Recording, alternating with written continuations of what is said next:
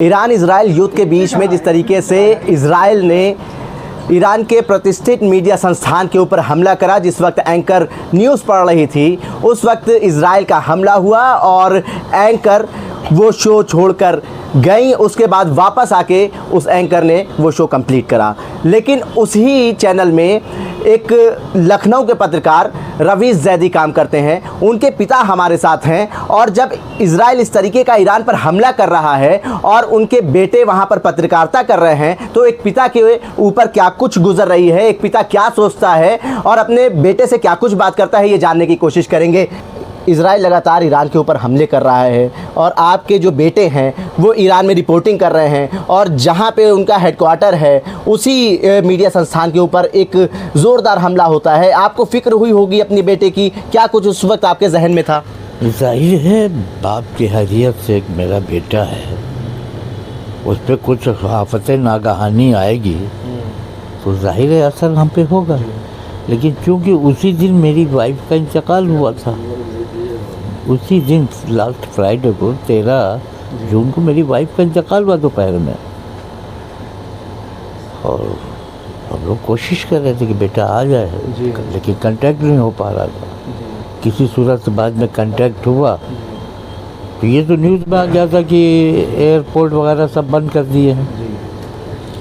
Contact में आया तो बताया कि डैडी ऐसे ऐसे हालात हैं, तो हमने डेड बॉडी डिस्पोजल कर दी थी। पहले से एयरपोर्ट बंद है तो डेड बॉडी रखने से कोई फ़ायदा नहीं होगा, डिस्पोजल कर दिया था। मतलब आप रवीश जी का इंतज़ार कर रहे थे कि वो आएंगे, उनकी मदर का इंतकाल हुआ है, डेथ हुई है तो वो आएंगे, लेकिन आपको हमले की जानकारी उस वक्त नहीं थी? नहीं, हमले की जानकारी तो न्यूज़ से मिल गई थी। न्यूज़ से तो मिल गई। उनकी भी फिक्र हुई होगी कि बेटा कैसा है? नहीं मिल रहा था, फ़ोन नहीं मिला था। अभी 6 महीना पहले रवीश की वाइफ का भी इंतकाल हुआ 23 सितंबर 2024 को। उस वक्त भी वो ईरान में था, लेकिन डेड बॉडी पे आ गया था। तो यकीन था कि इत्तला मिलेगी, डेड बॉडी पे आ जाएगा।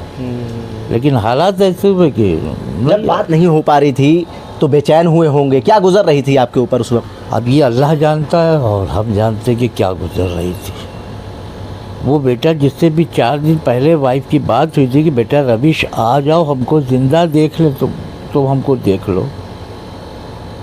और वो बहुत चाहती थी उसको, रवीश को, बेटों में सबसे ज़्यादा रवीश चाहती थी। और रवीश भी माँ की इतनी खिदमत करता था कि हम बता नहीं सकते आपको, बचपन से अब तक। लेकिन उसको दीदार नसीब था, नहीं आ पाया। आपके साथ साथ रवीश के ऊपर भी दुखों का पहाड़ टूटा है। जाहिर है, हमको तो हमारे रिश्तेदार हैं, बेटे हैं, बेटियां हैं, सब रिश्तेदार हैं, मोहल्ले वाले हैं, पड़ोस वाले हैं, दोस्त हैं, अहबाब हैं। हमको तो किसी सूरत से वो तसल्ली तशफ़ी कर रहे हैं। उसको कौन करेगा वहाँ पे? वो तो अकेला है वहाँ पे। कौन सर पे आ सके कि बेटा अब तुम्हारी माँ मर गई, हमको अफसोस हो रहा है? कौन रखेगा भाई? कोई नहीं है। जिस तरीके से इजराइल ईरान पर हमले कर रहा है, वहाँ रहना खतरों से खाली तो है नहीं, तो आपको परेशानी होती होगी, रवीश से बात करते होंगे, तो क्या बातें होती है? देखिए, ज़ाहिर है एक बाप की हैसियत से तो हम चाहते हैं हमारा बेटा हमारे सामने मौजूद रहे जी, बाप की हैसियत से। लेकिन फरीज़े की हैसियत से, इंसानियत की हैसियत से वो अपना फ़र्ज़ निभा रहा है, कोई दिक्कत नहीं।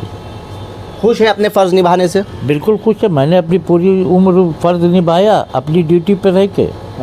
अब बेटा निभा रहा है फ़र्ज़ पे और इंसानियत पे। अगर जान भी चली जाए तो वैसे फ़ख्र है ये बात। तो आप उनकी हौसला अफजाई करते हैं? बिल्कुल करते हैं। मेरा बेटा घबराओ नहीं, अल्लाह तुम्हारे साथ है। इतनी अवाम वहाँ ईरान में तुम्हारे साथ है, क्यों परेशान हो? सबसे बड़ी चीज़ अल्लाह है, अल्लाह पे भरोसा रखो। क्या बात हुई थी आखिरी बार? आज वॉइस मैसेज आई थी, बस बात नहीं आप सुनो, पता नहीं कैसे डिलीट हो गई जी, क्योंकि इनके पास शायद नहीं है। बात क्या हुई थी? बात यही हुई थी, वॉइस मैसेज किया था कि हम लोग, मतलब जो मीडिया वाले, आपने कहीं क्लिप सुना होगा, उसमें मीडिया वाले जो आए हैं, अब उसे बता दिए कि हमारा बेटा वहाँ अपना फ़र्ज़ निभा रहा है, कि कोई परेशानी नहीं, यहाँ पे किसी तरह की कोई परेशानी नहीं है। आप क्या चाहते हैं कि रवीश वापस आ जाएं, क्योंकि इंडियन गवर्नमेंट ने एडवाइज़री भी जारी करी है, उनको बुलाया है वापस, आप क्या चाहते हैं? भाई बाप की हैसियत से तो कौन ऐसा बाप है जो नहीं चाहेगा कि बेटा ना आवे? कौन ऐसा बाप है?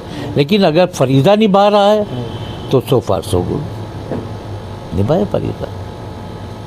इजराइल जो हमले कर रहा है उसको कैसे देखते हैं, क्या कुछ कहेंगे? इसराइल तो कतई लानती है, दुश्मन है। इसराइल के द्वारा अल्लाह उसको नीस्तो नाबूद कर दे, नाम नक्शे से मिट जाना चाहिए इसराइल का। मैं तो ये चाहता हूँ। बेगुनाह उनको मार रहा है, बेगुनाह बच्चों को मार रहा है। देखिए, तमाम जो रिश्तेदार हैं रवीश जैदी के, वो मिलने आ रहे हैं। रवीश जैदी के भाई भी हैं काविश जैदी, उनसे भी बात करेंगे, लेकिन उनसे पहले जो उनके जीजा हैं निहाल रिजवी साहब, उनसे बात करेंगे। निहाल जी, इजराइल लगातार ताबड़तोड़ हमले कर रहा है ईरान के ऊपर, कैसे देखते हैं? रवीश से आपकी भी बात हुई होगी, क्या कुछ बात हुई, क्या कुछ आपको तसल्ली मिली उनसे बात करके, और आपने कैसे उनका हौसला बढ़ाया? रवीश से हमारी बात हुई थी तो बोले कि उसी दिन बात हुई जिस दिन दिन में हम लोग कांटेक्ट कर रहे थे, तो हुआ नहीं था। रात में उनका फ़ोन आया था, तब थोड़ी देर बात हुई थी उनसे। तो हमने उनसे पूछा वहाँ के क्या हालात हैं। कह रहे हैं हालात ठीक है, नहीं है, बस ये बम्बार्डमेंट करते हैं, रिहायशी इलाकों पे करते हैं, उससे दिक्कतें हैं। बाकी यहाँ पे ना इमरजेंसी घोषित हुई है, ना कुछ है। यहाँ पे मार्केट खुली है, सब कुछ है तेहरान के अंदर। तो खबरें तो ऐसे ही आ रही हैं कि ईरान भुखमरी के कगार पे चला गया है। ये सब तो एक अफवाह जानते हैं पश्चिमी मीडिया। आप जो प्रोपेगेंडा चल रहा है उस तरीके से कि 48 घंटे के अंदर हम ख़त्म कर देंगे। 2 साल हो गए आज गाज़ा को, तो एक 10 किलोमीटर के एरिए में 20-30 हज़ार के जो फ़िलिस्तीनी जो लड़ रहे हैं, उनसे अपने 50 बंधक तो छुड़ा नहीं पाए, जो एक लिमिटेड एरिया के अंदर इसराइल के। तो इसी से इसराइल का आप अंदाज़ा लगा लिए ताकत का। भाई 10 किलोमीटर आपके पूरे कब्ज़े में घेरे हुए रखे उनको, और वहाँ से अपने 50 बंधक नहीं छुड़ा पाए, जबकि आपको मालूम है इतने ही एरिया के अंदर हैं। तो आप मानते हैं कि रवीश भी जान जोखिम में डाल के जालिमों के खिलाफ जंग लड़ रहे हैं? जंग क्या लड़ रहे हैं, उनकी जंग ही ये समझ लिए। वो भाई जो उनका फ़र्ज़ है वो निभा रहे हैं। 15 साल से जंग कर वहाँ पे वो रिपोर्टिंग कर रहे हैं, और जब उनके पास वक्त पड़ा तो कैसे छोड़ के भाग आए। कल को ये तो ब्लेम इंडिया के ऊपर आ जाएगा कि इंडियन आदमी जो है वो ऐसा होता है कि वहाँ से छोड़ के भाग गया मौके पे। ये ब्लेम तो इंडिया के ऊपर आ जाएगा, हमारे देश के जो है वो नाक की बात हो जाएगी कि वो कहेंगे कि जो है आपका मतलब इंडियन आदमी ऐसा होता है कि मौके पे छोड़ के भाग गया। और दूसरी बात, जहाँ तक मरने की बात है, तो भाई 60,000 लोग गाज़ा में मर गए, छोटे छोटे मासूम बच्चे मर गए, और मरना होगा आदमी को कहीं भी मर जाएगा, लेकिन अपना फ़र्ज़ निभा रहा है तो वहाँ से शहीद हो जाएगा, कोई वो नहीं है। एक गर्व की बात होगी कि हम अपने देश के नाम रोशन करेगा। वहाँ पे रिपोर्टिंग करते हुए शहीद हुए। आप यहाँ पे रिपोर्टिंग कर रहे हैं, आप कहीं पे जंगे मैदान में आप कर रहे हो, तो आप वहाँ से छोड़ के भाग थोड़ी जाएंगे जी।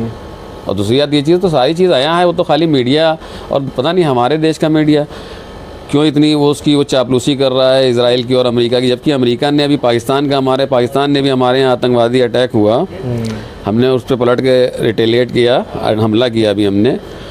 तो ये बात ट्रम्प को इतनी बुरी लगी, तो इन्होंने पहला अपना स्टेटमेंट दिया कि ये बहुत शर्मनाक हरकत है ये। मतलब इंडिया ने जो पलट के अपने ऊपर आतंकवादी हमले का बदला लिया, तो ट्रम्प का पहला स्टेटमेंट आया कि ये शर्मनाक हरकत है जंग जो है। और इजराइल 2 साल से वहाँ पे जो है समझ लिए बच्चों को मार रहा है, पानी बंद करे है, खाना बंद करे है, कुछ जाने नहीं दे रहा है, कोई फैसिलिटी नहीं, अस्पताल में मार रहा है, अस्पताल में हज़ारों बच्चों को मार दिया।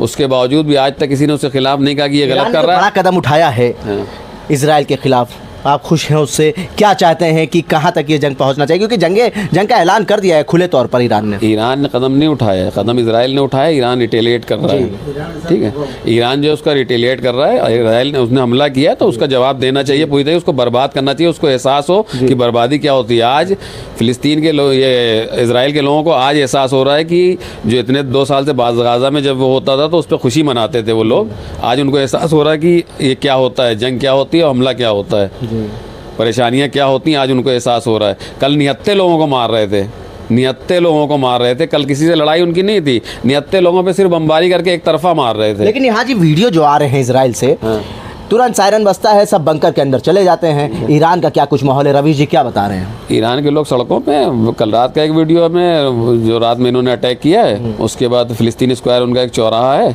वहाँ पे कम से कम 1500 लोग इकट्ठा होकर और वहाँ पे नारेबाजी कर रहे हैं। ऊपर प्लेन जा रहे हैं, ये अभी ये जिस दिन जंग शुरू हुई उसके दूसरे दिन ऊपर फाइटर प्लेन हमला कर रहे हैं, और नीचे से लोग इजराइल मुर्दाबाद के नारे लगा रहे हैं, मरग बर इजराइल के। उनकी दिलेरी तो देश के लिए, उनका अपना जज्बा, और देश के लिए नहीं, इंसानियत के लिए, वो हर उसमें आपको खड़े मिलेंगे। उस बीच जब रवीश रिपोर्टिंग कर रहे हैं, वो रिपोर्ट भी आप देख रहे हैं, आपने हमें भी दिखाई कि हमले के बाद किस तरीके से, आप शायद वो हमें दिखा भी दीजिए कि रवीश जब रिपोर्टिंग कर रहे हैं, उनकी रिपोर्ट आप देख रहे हैं, तो आपको कैसा लगता है उस दौरान जब वो खतरे के मुंह में होकर खड़े होकर रिपोर्टिंग करते हैं? अच्छा लगता है हमको, भाई किसी भी पीड़ित के साथ, किसी के उसके साथ आप अगर खड़े होकर वो कर रहे हैं तो ये हमको अच्छा लगता है कि भाई आप अपना फ़र्ज़ निभा रहे हैं वहाँ पे जी। और आप किसी गलत का साथ नहीं दे रहे हैं। आप किसी गलत का साथ नहीं दे, इंसानियत के लिए आप लड़ रहे हैं। ये आप इंसानियत की एक तस्वीर से ही पेश कर रहे हैं। ये देखिए, ये रवीश की रिपोर्टिंग है, कोशिश करूंगा दिखाने की आपको। हमले के बाद वो रिपोर्टिंग कर रहे हैं। जिस तरीके से IRIB की बिल्डिंग पर एक बड़ा हमला इजराइल ने करा था, उसके बाद रवीश जैदी जो हैं वो रिपोर्टिंग करते हुए आपको नज़र आ रहे होंगे। और इनके जो रिश्तेदार हैं उनसे जब हम बात कर रहे हैं तो वो कह रहे हैं हमारा फ़ख्र से सीना चौड़ा हो जा रहा है, क्योंकि वो एक बड़ा काम कर रहे हैं और ईरान के लिए और इंडिया का नाम भी रोशन कर रहे हैं। काविश जी हैं, काविश जैदी जी, ये भी पत्रकार हैं पेशे से, छोटे भाई हैं रवीश जैदी के। उनसे भी बात करेंगे। आप भी पेशे से पत्रकार हैं, आपके बड़े भाई ईरान में पत्रकारिता कर रहे हैं, उनसे बात हो रही है। कैसे देखते हैं, क्या कुछ बातें हुई? सबसे पहले तो फ़ख्र महसूस होता है कि जो पत्रकारिता का जो धर्म है वो हमारा भाई निभा रहा है। वहाँ की पल पल की जो भी सच्चाई है वो उस हिंदुस्तान में जो आम लोगों तक पहुँच रही है, उसके माध्यम के ज़रिए यहाँ तक पहुँच रही है, उसका एक फ़ख्र है। और पत्रकारिता पे भी हमको एक अपना फ़र्क महसूस होता है कि पत्रकारिता क्या चीज़ होती है। और रहा सवाल भाई का, तो दिल तो लगा ही है फ़िलहाल कि बस ऊपर अल्लाह उसको सलामत रखे। आप तो मिनट मिनट में फ़ोन करते होंगे हाल चाल लेने के लिए। बातचीत चल रही है, मगर इस टाइम ईरानी गवर्नमेंट ने व्हाट्सअप आवाम से कह दिया व्हाट्सअप डिलीट कर दिया जाए, तो अनइंस्टॉल कर दिया गया है। तो अब इस टाइम बड़ी मुश्किल हो रही है बातचीत होने पे। लोकल नंबर से कोई कॉल या किसी माध्यम से कोई कॉल आती है, बस तसल्ली है। बेसब्री रहती होगी जब बात नहीं हो पाती होगी तो। बिल्कुल बेसब्री होती है, भाई है। अभी कुछ दिनों पहले ही सब देखा है, सब कुछ हम लोग पर गुजरी है, तो बस अफसोस है। और बस दुआ ही है हर आदमी के, हर उस इंसान के लिए जो इंसानियत के लिए कदम उठाता, हर उस इंसान के लिए दुआ करते हैं कि हर आदमी महफूज रहे, सही रहे। जैसे यहाँ से काफ़ी हज़ारों की संख्या में लोग वहाँ ज़ियारत करने गए थे जो वहाँ फंसे हुए हैं, मगर हिंदुस्तान की हुकूमत के साथ ईरानी हुकूमत वहाँ सबका ख्याल रख रही है। सबके खाने पीने का, सबके रहने का बढ़िया इंतज़ाम किया जा रहा है। मुझे हिंदुस्तान की गवर्नमेंट का भी शुक्रिया अदा करते हैं जो लगातार ईरानी एम्बेसी के साथ मिलकर ईरानी गवर्नमेंट के साथ वहाँ के लोगों का ख्याल रख रही है। ठीक है, एक आखिरी सवाल अंकल से करेंगे। अंकल, अभी कितना समय हो चुका है बात करे हुए रवि से, और अब जब आप बात करेंगे तो उनको क्या कुछ पैगाम आप देंगे? कब बात तो हमारी कल हुई थी उस पर IMO पे, उस पर कोई नेटवर्क मिल गया था। आज उनकी सिर्फ वॉइस मैसेज आई है, हम खैरियत से हैं, यहाँ कोई दिक्कत परेशानी नहीं है। क्या आप उनसे वापस आने के लिए कहेंगे? बाप की हैसियत से पूछ रहे हैं तो बिल्कुल कहूँगा, लेकिन अब फरीज़ा अदा कर रहे हैं, इसके आगे उनको मजबूर नहीं करूँगा जी। अगर फ़र्ज़ निभा रहे हैं तो शौक़ से निभाए, हम उनको मजबूर नहीं करेंगे कि फ़र्ज़ से हटा दें। अपना फ़र्ज़ निभाए, अपनी ड्यूटी पूरी करें। बहुत शुक्रिया अंकल बात करने के लिए। ये रवीश जैदी का परिवार है, उनके पिताजी थे, उनके भाई थे, उनके जीजा थे। हमने बात करी और ये जानने की कोशिश करी कि जिस वक्त इज़राइल ने IRIB की बिल्डिंग पर, जो मीडिया संस्थान है, उनकी बिल्डिंग पर हमला करा, एंकर न्यूज़ पढ़ रही थी, उस दौरान हमला हुआ, तब रवीश जैदी जो कि लखनऊ के रहने वाले हैं, वहाँ पे पत्रकारिता कर रहे हैं, वहाँ पे पत्रकार हैं, उनके परिवार के ऊपर क्या कुछ बीती और कैसे वो रवीश जैदी के टच में हैं, कैसे बात हो रही है, क्या कुछ वो बात कर रहे हैं और उधर से क्या कुछ रवीश बता रहे हैं, ये जानने की कोशिश करी। उल्टा चश्मा के लिए आकिब मिराज खान, लखनऊ।